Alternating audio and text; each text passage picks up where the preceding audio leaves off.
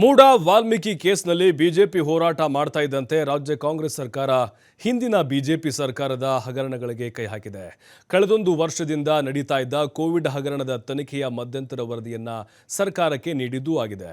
Covid ಹಗರಣದ ಮಧ್ಯಂತರ ವರದಿಯನ್ನ ಅಧಿಕಾರಿಗಳಿಗೆ ಪರಿಶೀಲಿಸಿ ಕ್ರಮ ಕೈಗೊಳ್ಳಲು ಕ್ಯಾಬಿನೆಟ್ ಸೂಚನೆಯನ್ನು ಕೊಟ್ಟಿದೆ. ಈಗ ಈ ವಿಚಾರ ಬಿಜೆಪಿ ಹಾಗೆ ಕಾಂಗ್ರೆಸ್ ಮಧ್ಯೆ ಹಗರಣಗಳ ಫೈಟ್ಗೆ ಮುನ್ನುಡಿ ಬರೆದಿದೆ.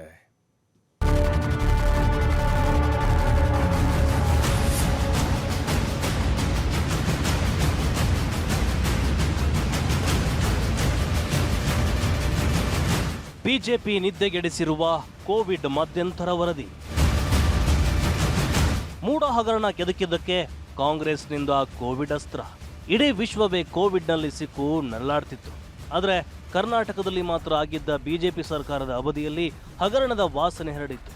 ಮೆಡಿಕಲ್ ಎಮರ್ಜೆನ್ಸಿ ಹೆಸರಲ್ಲಿ PPE kit, mask, oxygen, bed, remdesivir ಮಾತ್ರೆ ಸೇರಿ ಹಲವು ವೈದ್ಯಕೀಯ ಸಲಕರಣೆ ಹಾಗೂ ಸೌಲಭ್ಯದ ಹೆಸರಲ್ಲಿ ಸಾವಿರಾರು ಕೋಟಿ ಲೂಟಿಯಾಗಿದೆ ಎಂದು ಆರೋಪಗಳು ಕೇಳಿಬಂತು. 2023ರ ಚುನಾವಣೆಯಲ್ಲಿ ಕೋವಿಡ್ ಹಗರಣವನ್ನೇ ಜನರ ಮುಂದಿಟ್ಟಿದ್ದ ಕಾಂಗ್ರೆಸ್ ಅಧಿಕಾರಕ್ಕೂ ಬಂದು ಸಿದ್ದರಾಮಯ್ಯ ಸಿಎಂ ಆದರು.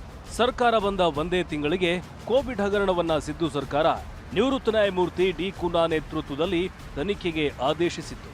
1 ವರ್ಷದಿಂದಲೂ ಕೋವಿಡ್ ಹಗರಣದ ತನಿಖೆ ನಡೆಯುತ್ತಲೇ ಇತ್ತು. ಯಾವಾಗ ಬಿಜೆಪಿ ಹಾಗೂ ಜೆಡಿಎಸ್ ಮೂಡ ವಾಲ್ಮೀಕಿ ಕೇಸ್ನಲ್ಲಿ ಸಿಎಂ ಸಿದ್ದರಾಮಯ್ಯನವರನ್ನ ಸಿಕ್ಕಿ ಹಾಕಿಸಿದ್ವೋ ಕೋವಿಡ್ ಹಗರಣಕ್ಕೆ ರೆಕ್ಕೆ ಪುಕ್ಕ ಬಂದಿದೆ. ನ್ಯಾಯಮೂರ್ತಿ ಕುನ್ಹಾ ಅವರಿಂದ ಮಧ್ಯಂತರ ವರದಿ ಸ್ವೀಕರಿಸಿರುವ ಸರ್ಕಾರ ಅಧಿಕಾರಿಗಳ ಪರಿಶೀಲನೆಗಾಗಿ ಒಪ್ಪಿಸಿದೆ. ಮೂಡ ವರ್ಸಸ್ ಕೋವಿಡ್ ಫೈಟ್ ತಾರಕಕ್ಕೇರ್ತಿದ್ದಂತೆ ಬಿಜೆಪಿ ಪಾಳೆಯ ನಿದ್ದೆಗೆಡಿಸಿಕೊಂಡಿದೆ. ಮಾಜಿ ಸಿಎಂ ಬೊಮ್ಮಾಯಿ ಹಾಗೆ ಮಾಜಿ ಸಚಿವ ಸುಧಾಕರ್ ಕಾಲಿಗೆ ಕೋವಿಡ್ ಬಳ್ಳಿ ಸುತ್ತಿಕೊಳ್ಳುತ್ತೆ ಅಂತ ಮಾತು ಕೇಳಿ ಬರ್ತಿದೆ.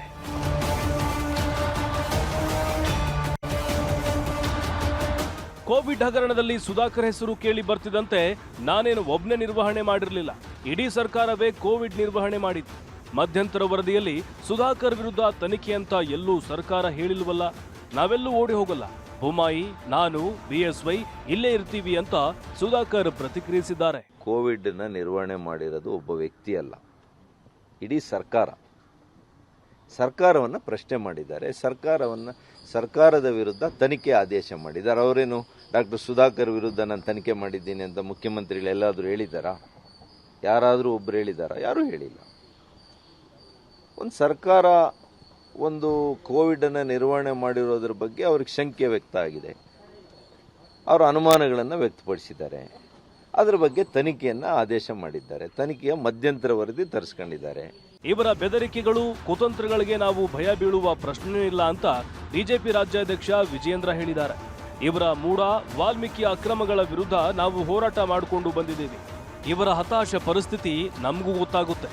ಎಲ್ಲಿ ಸಿಎಂ ಸ್ಥಾನಕ್ಕೆ ರಾಜೀನಾಮೆ ಕೊಡಬೇಕಾಗುತ್ತೋ ಅಂತ ನಮ್ಮ ವಿರುದ್ಧ ಪಿತೂರಿ ಮಾಡ್ತಿದ್ದಾರೆ ಅಂತ ರಿಯಾಕ್ಟ್ ಮಾಡಿದ್ದಾರೆ. ರಾಜೀನಾಮೆ ಕೊಡ್ತಕ್ಕಂಥ ಒಂದು ಸಂದರ್ಭದಲ್ಲಿ ಇವತ್ತು ರಾಜ್ಯದ ಮುಖ್ಯಮಂತ್ರಿಗಳು ಆಗಲೇ ಬಂದಿದ್ದಾರೆ. ಹಾಗಾಗಿ ಇವತ್ತೇನು ಬೆದರಿಕೆ ತಂತ್ರಗಳು, ಕುತಂತ್ರಗಳು ಯಾವುದಕ್ಕೂ ಕೂಡ ಭಯ ಬೀಳ್ತಕ್ಕಂಥ ಪ್ರಶ್ನೆನೇ ಇಲ್ಲ. ಕಳೆದ ಕೆಲವು ದಿನಗಳಿಂದ ಏನು ನಾವು ಭಾರತೀಯ ಜನತಾ ಪಾರ್ಟಿ ನಿರಂತರವಾಗಿ ಭ್ರಷ್ಟ ಕಾಂಗ್ರೆಸ್ ಸರ್ಕಾರದ ವಿರುದ್ಧ ಹೋರಾಟಗಳನ್ನು ಮಾಡ್ಕೊಂಡು ಬಂದಿದ್ದೇವೆ. ವಾಲ್ಮೀಕಿ ಅಭಿವೃದ್ಧಿ ನಿಗಮದಲ್ಲಾಗಿರ್ತಕ್ಕಂಥ ಹಗರಣ ಇರ್ಬೋದು, ಮೂಡ ಹಗರಣ ಇರ್ಬೋದು, ಸಹಜವಾಗಿ ನಂಗೆ ಅರ್ಥ ಆಗ್ತದೆ ಮುಖ್ಯಮಂತ್ರಿಗಳ ಪರಿಸ್ಥಿತಿ, ಕಾಂಗ್ರೆಸ್ ಮುಖಂಡರ ಪರಿಸ್ಥಿತಿ. ಇವತ್ತು ರಾಜೀನಾಮೆ ಕೊಡ್ತಕ್ಕಂಥ ಒಂದು ಸಂದರ್ಭ ಏನು ಒದಗಿ ಬಂದಿದೆ, ಹಾಗಾಗಿ ಅದನ್ನು ಅರಿಸ್ಕೊಳ್ಳೋದಕ್ಕೆ ಆಗ್ತಾ ಇಲ್ಲ. ಹಾಗಾಗಿ ಈ ರೀತಿ ಎಲ್ಲ ಪಿತೂರಿಗಳು ನಡೀತಾ ಇದೆ. ಸಂದರ್ಭ ಬಂದಾಗ ಅದಕ್ಕೆ ಸೂಕ್ತ ಉತ್ತರವನ್ನು ನೀಡ್ತಾರೆ. ಇನ್ನು ಮೂಡ ಕೇಸ್ ಹೈಕೋರ್ಟ್ನಲ್ಲಿ ಏನಾಗುತ್ತೆ ಅಂತ ನೋಡಿಕೊಂಡು ಎಚ್ಚರಿಕೆಯ ಹೆಜ್ಜೆ ಇಡಲು ಸರ್ಕಾರ ನಿರ್ಧರಿಸಿದೆ. ಅಕಸ್ಮಾತ್ ಸಿದ್ದರಾಮಯ್ಯ ವಿರುದ್ಧ ತೀರ್ಪು ಬಂದ್ರೆ ಬಿಜೆಪಿ ಸರ್ಕಾರದ ಹಗರಣಗಳನ್ನ ತನಿಖೆ ಮಾಡಿಸಿ ಸಿಕ್ಕಿಸಲು ಪ್ಲಾನ್ ನಡೆದಿದೆ. Political bureau, TV5 Kannada.